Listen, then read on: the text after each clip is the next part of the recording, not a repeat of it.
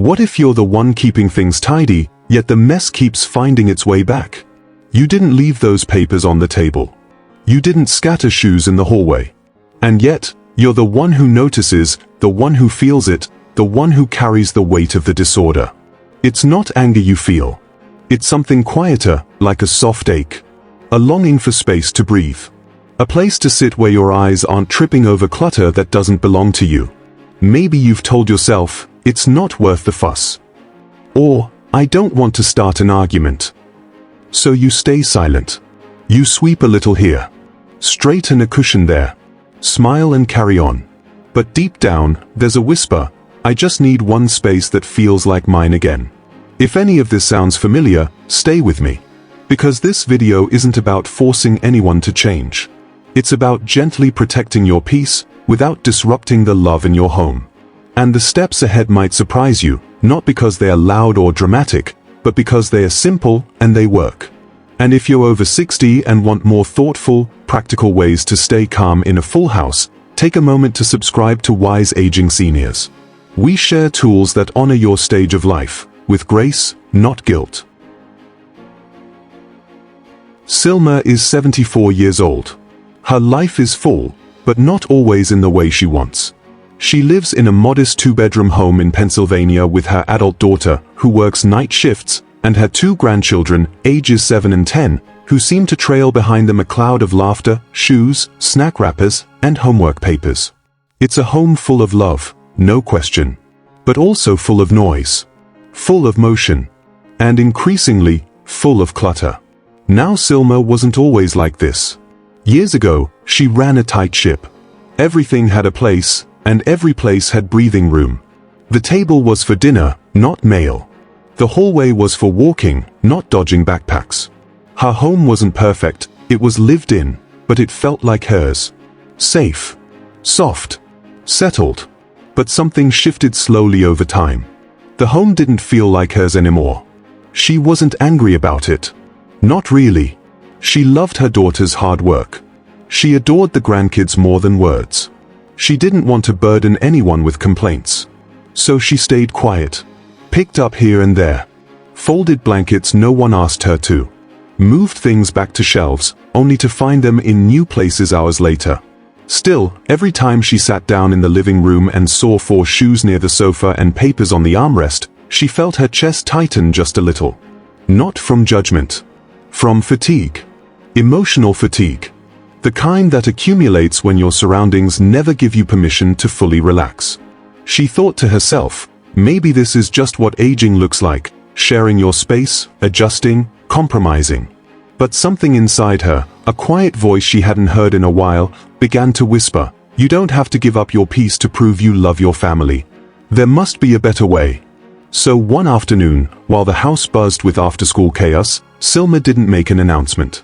She didn't ask anyone to change. She didn't give a speech.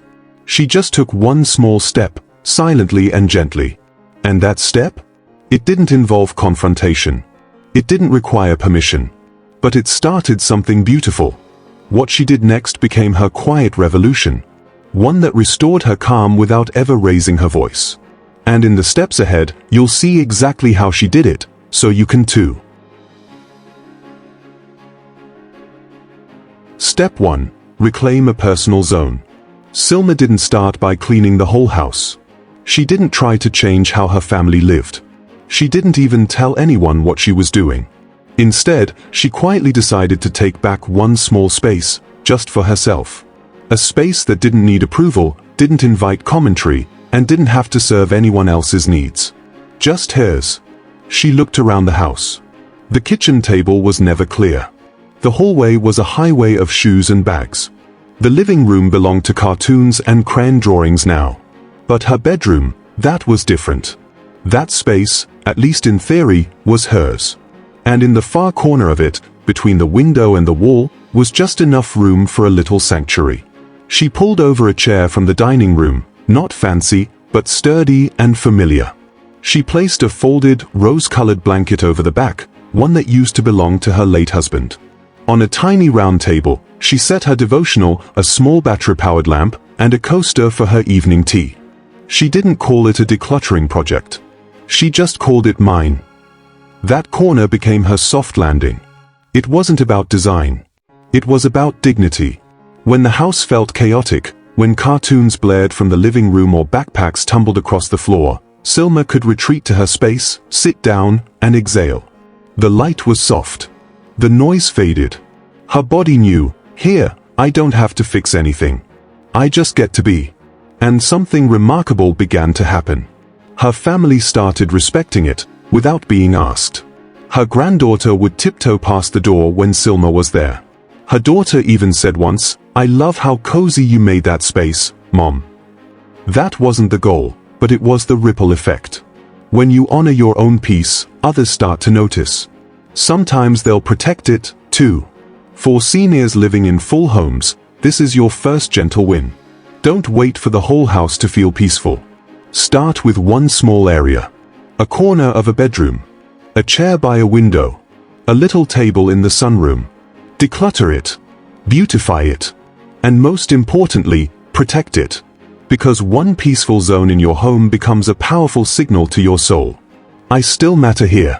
My calm still belongs somewhere. And that one corner? It just might shift the tone of everything around it. Step 2. Lead without words. Sylma understood something that many people learn too late. The louder you try to control your environment, the more resistance you often create. Especially in a household with different personalities, ages, and rhythms, pushing or persuading usually backfires. So instead of asking, reminding, or correcting, Sylma took a different route, one that required no words at all. It started with a candle. Every evening, just before sunset, Sylma would walk into her little reading corner, turn on her soft lamp, and light a gentle, lavender-scented candle. No announcement. No fanfare. Just a quiet ritual. She'd press play on a mellow jazz playlist, not loud, just enough to ease the edges of the day. Then she'd pick up her cardigan, fold it neatly over the arm of her chair, and sit. Her hands moved slowly. She wasn't cleaning up to send a message. She was simply caring for her space with dignity. No frustration, no sighs of martyrdom, no commentary about the state of the house. Just peace, modeled, quietly. And then something shifted. Her granddaughter, curious at first, began to wander over during those candlelit moments. At first, she just sat on the floor and colored.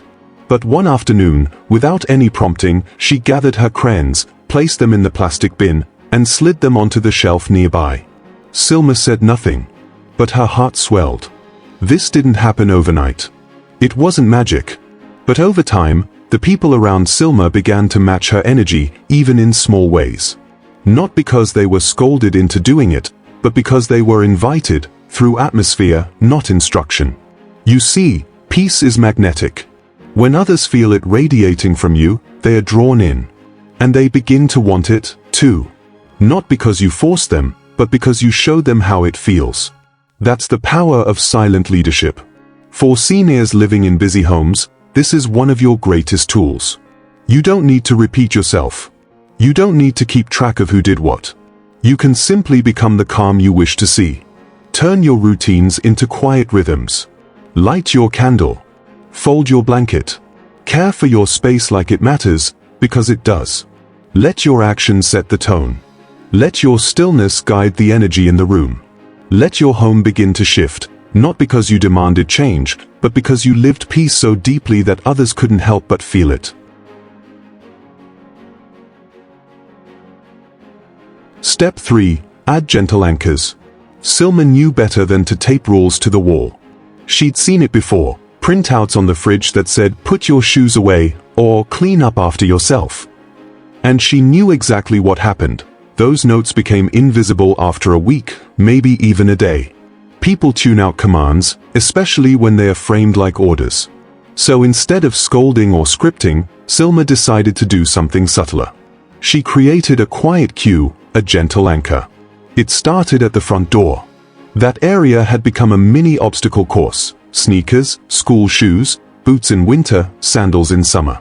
Nobody meant to leave them there. But in a home full of comings and goings, it had simply become habit. And Sylma, graceful as she was, was tired of weaving around them. One Saturday, she brought out a large woven basket. Nothing flashy. No label. No sign that said shoes only. Just a simple, open container placed intentionally near the entryway. She lined the bottom with a soft mat and placed her own slippers neatly inside. That's it. No announcement. No conversation. At first, nothing changed. The next few days, the shoes still scattered the floor as usual. But then her grandson, after kicking off his muddy sneakers, noticed the basket. Without a word, he dropped them in. Then her daughter followed suit the next morning before heading to work. One by one, the behavior began to shift, not because Sylma said a single word, but because she made the right thing easy. That's the secret of gentle anchors. They don't correct people, they guide them. They remove friction. They offer direction without demand. When people see something that makes their lives easier, more comfortable, or more pleasant, they naturally move toward it. Sylma began to apply this idea in other places, too. A small bowl appeared by the kitchen sink, soon filled with keys. A pretty cloth tray on the hallway table became a drop zone for mail. These weren't instructions. They were quiet invitations. Little nudges toward order. For seniors sharing space with others, this is a peaceful and practical way to bring balance without battling for control. Instead of nagging about where things should go, you can quietly suggest where they could go. Anchors help everyone feel like they are choosing peace on their own. So look around your home. Where is the daily clutter showing up? A basket, a tray, a hook, or even a mat can be your silent partner in inviting change. Don't try to fix everything at once. Just anchor one small behavior, and let the ease of it do the talking. Because when you make the peaceful path the most convenient path, others will follow it, not because they were told, but because it simply feels right. Step 4. Don't overfunction. Sylma had always been the helper.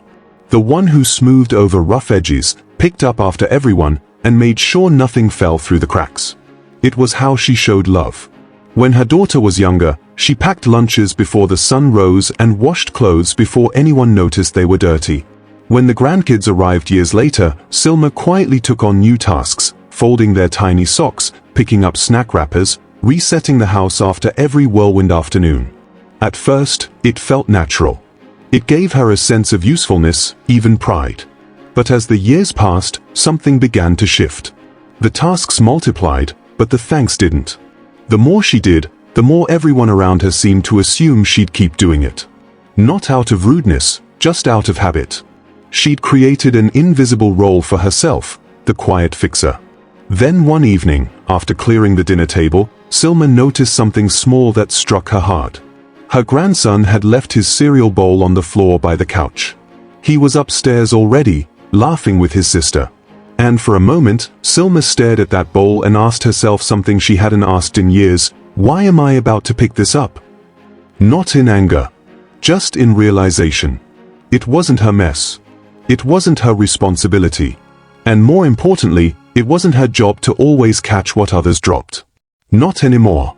So she didn't pick it up. The next morning, it was still there. And yes, it bugged her a little. But she walked past it. Later that day, her daughter noticed and said, "Why didn't you clean that up?" Sylma smiled and said gently, "Because it's not mine." That was it. No drama. No guilt. Just a quiet release of duty. This wasn't rebellion. It was wisdom. Sylma realized that overfunctioning, doing for others what they can and should do themselves, isn't a loving act. It actually robs them of learning and contributing. And it drains the one doing it. From that day on, Sylma started letting go, piece by piece. Not to punish. Not to prove a point. But to protect her peace. She washed her own dish. She straightened her space. But she left everyone else's items where they landed. If someone asked for help, she gave it gladly.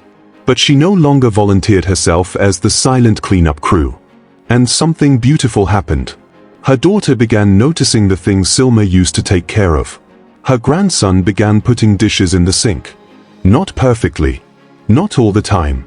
But enough to remind Sylma that when you stop overfunctioning, others start stepping up. For seniors living in shared homes, this is your permission slip. You can be kind, generous, and deeply loving, without being responsible for every corner. Let people carry their own weight. Let yourself rest. Your value is not tied to how much you pick up. Sometimes, real peace begins the moment you stop doing everything for everyone else. Step 5. Choose respect over control. Sylma believed in tidiness, but even more than that, she believed in peace. So when she walked past the living room one afternoon and saw her daughter's bookshelf overflowing with half-read novels, unopened mail, and dusty knickknacks, her instinct stirred. The corners of the shelves were bulging. Books leaned like dominoes. It wasn't dirty, but it was visually noisy. And Sylma, who cherished open space and order, felt the itch to quietly fix it. She paused. Years ago, she would have done it without a second thought. She would have spent the afternoon rearranging the books, tossing the old catalogs, maybe even tucking away a few personal items into a drawer for later sorting. All in the name of help. All with good intentions. But experience had taught her something valuable. Just because you see clutter doesn't mean it's yours to clear. So this time, Sylma didn't move a thing. She walked over, gently ran her fingers along the edge of a dusty shelf, and said with warmth, "Want help going through this someday?" Her tone held no pressure. No urgency. Just a quiet invitation. Her daughter looked up from the couch, caught off guard, not by the suggestion, but by the gentleness of it. "Actually, yeah. Maybe this weekend," she said, half smiling. "It's been bugging me too." That moment stuck with Sylma. It wasn't just about bookshelves. It was about boundaries. About the difference between forcing change and inspiring it through respect. She realized how often well-meaning people, especially seniors, step in and fix what doesn't belong to them, trying to keep peace but unintentionally stirring resentment. And she saw clearly now, control creates distance. But respect? Respect builds trust. When you live with others, especially adults, you must treat their mess with the same care you'd want for your own habits and preferences. You might not understand why they save things you toss. But honoring their space, even when it's messy, is a powerful act of love. Sylma made a quiet vow that day, no more organizing what wasn't hers. No more tidying behind closed doors. Instead, she'd offer help when invited. Ask gently. Never assume. And over time, those small acts of respect deepened the harmony in the home. Her daughter didn't feel judged. Her grandchildren felt safe. And Sylma felt more at ease, not just because the house looked better, but because the relationships within it grew stronger. So if you're a senior living with others and struggling with the urge to step in, remember this. Respect is not silence, and it's not distance. It's offering help without assuming control. And in that space, lasting change has room to grow. Step 6. Create a declutter ritual. There's a difference between cleaning and clearing. One is about appearance. The other is about how a space feels, how you feel in it. Sylma didn't need her house to be spotless. She needed it to feel breathable. Safe. Soft. Not because every item was in its place, but because her soul had a rhythm of release. So she started something small, a 10-minute evening ritual. Nothing overwhelming. Nothing structured like a checklist. Just a gentle practice at the end of the day, something she could look forward to. Something hers. Every evening after dinner, while the kids settled into their cartoons and her daughter got ready for her night shift, Sylma would retreat to her bedroom and light a lavender-scented candle. She didn't do it for the smell alone. She did it because the scent told her body, it's time to unwind. Our senses are powerful. They anchor us to memories, to feelings. And for Sylma, lavender meant rest. She put on quiet instrumental music, not the kind you hum to, but the kind that floats in the background and makes silence feel full. Then she began tidying, not the whole house, just her small sphere. A folded cardigan here. A teacup rinsed. A pillow fluffed. Books stacked neatly on her side table. These were not chores. They were motions of self-respect. Each one told her mind, you are ending this day with intention. And here's the most beautiful part. Her family started recognizing it. One evening, her grandson peeked into the room and whispered, "Can I sit with you while you do your peaceful stuff?" He didn't have the words for it, but he felt it. That steady rhythm. That dependable pause. That energy shift. You see, when you make peace into a ritual, your nervous system responds. It starts to recognize signals of calm. Just like a child feels soothed by a bedtime story, your mind feels soothed by repeated acts of gentle closure. For seniors navigating shared homes, this kind of ritual isn't just about order, it's about ownership of your emotional climate. You can't control the entire household, but you can control how you close your day. Your ritual might look different from Sylma's. It could be a warm bath, a moment of prayer, wiping down your favorite table, or journaling quietly while sipping herbal tea. The details don't matter as much as the consistency. The intention. Because in a world that often feels rushed and noisy, a personal ritual becomes a quiet promise to yourself. I am still in charge of how I end my day. And that promise, kept daily, builds a deeper kind of peace, one that no clutter can disrupt.